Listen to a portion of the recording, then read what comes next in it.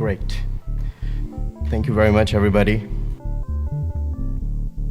Let's talk about design automation using machine learning, computational design to make products manufacturable. Chelsea, maybe I have few things in our tools that you might want it. So you see, I think it was programmed perfectly well. A little bit about the background, about who I am, where we come from. So we are Cognitive Design Systems. We are based in Toulouse, south of France.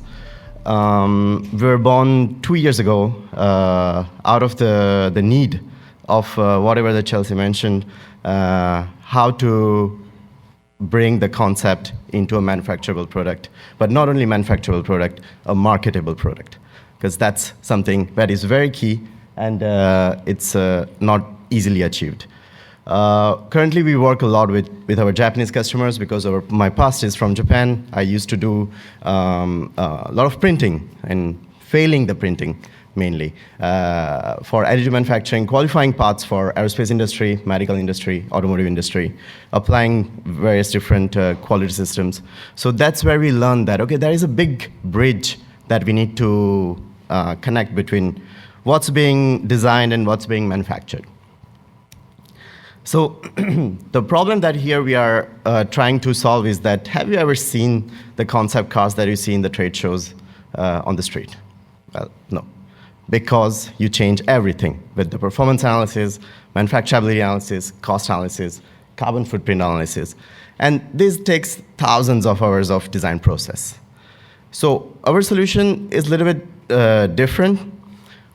We have analyzed that there are 4 KPIs. If we are able to automate them and accelerate them, we are able to maybe have some products which are ready to go to the market in the shortest time possible. Those KPIs are performance KPIs, manufacturability KPIs, cost, and carbon footprint. We have a lot of things, a lot of tools and solutions available already in the market, which are awesome. Who does FE analysis, mechanical, thermal, vibrational analysis, optimization on top of that. It's good, it's amazing. But we need to focus, as mentioned by my previous, if you don't match the cost, it won't, the product will never be on the market. And more recent access is the carbon footprint. So I added just some sentence that team said just before. Just because it's cool, it won't be on the plane, right? So we need to make it happen. And in order to do that, we need to analyze and optimize all these 4 KPIs. Of course, the performance KPIs, many of my colleagues are doing it perfectly well. So we have kind of left it open to them. And we are taking care of the 3 different KPIs, manufacturability, cost, and carbon footprint, analyze them, assess them, and then optimize them. And we are connecting our solutions to other softwares, plugins, to bring those added values to the CAD environment. So the designer can have insights from the manufacturing plant right in his CAD environment so he can design better from the scratch. For that, we developed 2 main categories of technologies. The first one being the manufacturing analysis. So we analyze parts, the 3D models, using mesh, voxel, implicit modeling technologies. There are a lot of manufacturing analysis going on there. Thin wall structures, thermal concentration, surface roughness, layer delamination, but also other manufacturing constraints for molding and milling also. Those are also very important. And the second part of the technology is our geometric engine, which is also the mesh, voxel, and implicit modeling based geometric engine. Nothing new, a lot of people are doing already there. But we don't want to do it just to create lattice structures. No offense there. It's just we wanted to bring something out of it which can be useful to design, automate the design. So that's how we use it. First of all, we analyze the part for manufacturing preparation, manufacturability analysis, quality analysis, serial production cost analysis, and carbon footprint analysis. there's a lot of things to analyze. And this can be kind of overwhelming if you are doing a day-to-day job. That's what I was doing. I was actually assessing those parts that I was receiving by the customers in hundreds, and by one part, we had to assess that, okay, how can I print this part? If I have to print in this orientation, what is the manufacturability looks like? Will there be any deformation there? Will there be any features which will be distorted, heat concentration, etc.? Where the surface roughness will be rougher, smoother? Where do I need to add some over thickness to remove those zones? Those kind of analysis were done manually. Takes hours and hours and days of work. So what we wanted to do is that with my colleague Henri, who is also the CTO of my company, we wanted to go to Hawaii by automating this thing. And in order to do that, we created a software called Cognitive Additive, which allows to do that automatically. You can assess those insights in few seconds. So you will be able to focus on how to bring those, how to assess those KPIs and design better. Why we wanted to do it in such a short time? It's because these are the KPIs that we'll be optimizing. And to optimize them, it's not only topology optimization. That's one way of optimizing part. But as Chelsea mentioned about DfAM, we need to optimize locally areas which has some issues. So we developed our solvers on simulated annealing, conjugated gradient, proximal gradient, etc. And we optimize for manufacturability, we optimize for cost, we modify the geometry to optimize for cost, and we are working on optimizing it for carbon footprint. So that's our goal.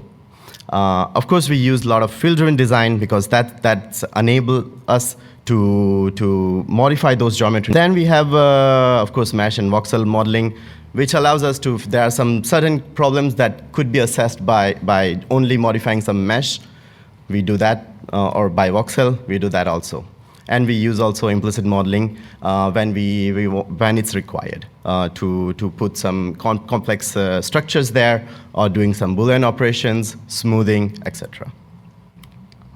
Sorry, I forgot to click. But yeah, here you can see the part that we can morph using one of our tool, which is made for molding. So you can see that the part which is imported, it's a part it's topology optimized. But we wanted to make sure that, okay, this part has to be moldable. So we created a tool which actually assess the molding analysis. It's not just additive that we are talking about here, also the molding. And we modify the geometry. We completely change the geometry to make it more moldable. And of course, while doing that, we also create the molds itself. So we are able to assess the feasibility of the mold, because mold, if it's made through additive, it's made through milling, it won't look same. Cooling channels inside won't be same. So we need to get those inputs outside. And for that purpose, we have a tool that is also present as an SDK that I will talk about later. This is a representation of that SDK. In additive manufacturing specifically, how we do is we analyze geometry, we assess for each component. We bring out also a dashboard, which is easy to communicate internally inside the company with your various colleagues to showcase them that, okay, in a colored map, here is the zone that you need to modify. If you are not the designer, you need to ask the designer to change that. And then you can also automate that. That's the next step by doing this local modification. So we are able to apply those modifications autonomously, converting cylinders into teardrops, changing some of the overhang angles to reduce the support structures required, adding some over thicknesses where the surface roughness is very, very difficult, etc., etc. And then we evolved the design. We assess those each design with four criteria that I mentioned: performance, cost, manufacturability, and carbon footprint. And we put it together in a Pareto graph, and then we can see that, okay, how my part is being evolved. and how can I go to the minimal and find the global minima. The tool that we have for that is Cognitive Additive. It's a tool which is already out there. You can get a demo if you want. Don't hesitate to ask me.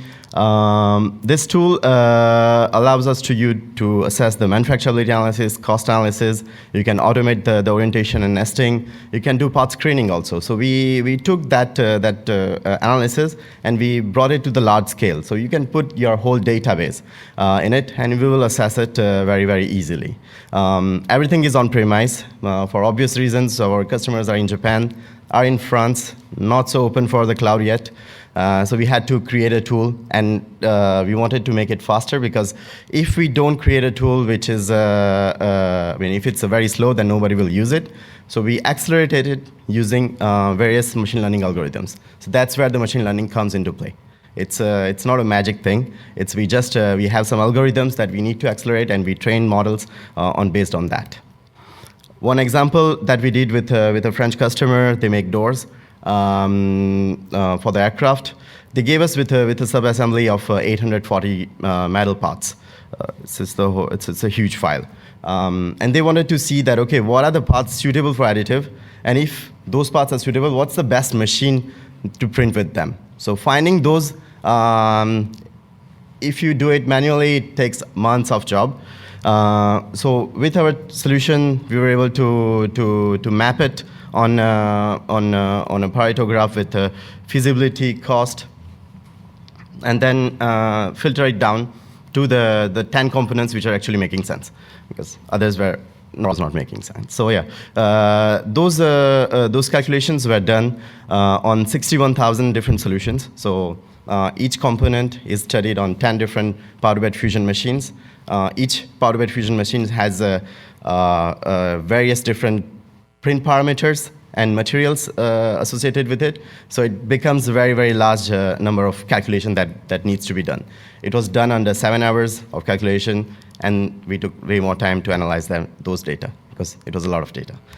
On the molding, what we do is quite similar to additive. We analyze the geometry, we do the automated DfAM, and then we generate the molds itself. How we do it is by analyzing those geometries. We know where to modify those geometries, how to play with those draft angles, the wall thicknesses, etc. And we will be also assessing that, okay, if I have to mold or demold this part, will it be possible? How can I modify the mold itself? So this is the loop which goes on, and we have this kind of generation which is done. An example that we did with Nissan in Japan, they came with us when Tesla brought out this Giga mold, that, okay, we also want to do that. Okay, let's go for it. They had a rough concept of what they want to do. So what we did is we did a structural optimization based on that. Then we applied it, the cognitive molding, where we were able to completely morph the geometry, create the molds also, and we provided them. They said, okay, here you just gained us 9 months of work, because the engineers who are doing sheet metal, engineers who are doing molding, they don't talk with each other. They are not the same skills there. So we needed to connect that. So you might have got a vision also on that we are not only focused on additive, we are going towards molding and machining in coming months. A lot of comments I received on this post that Duan posted. This is just an example of showing you what is feasible. You need to combine those different methods of manufacturing in order to achieve the best part. It's not one process which will give you the end product as it is. So that's our main work there. On the machine learning side, we have 3 strategies that we are using currently. First is to accelerate some analysis using ANN. It's pretty basic, I would say. Everybody is doing that, and we are also training our models to make it as accurate as possible with a lot of data sets that we have with the NYU ABC data set and another data set. But we are also doing a lot of work on the feature detection on the mesh on implicit. That's key, because Once we know where the features are on those geometries, we are able to modify them, but also reconstruct them as a BREP. And we are all able to bring it out to the CAD environment to continue the process. Because once it's mesh, if there is no go, then the part is useless also.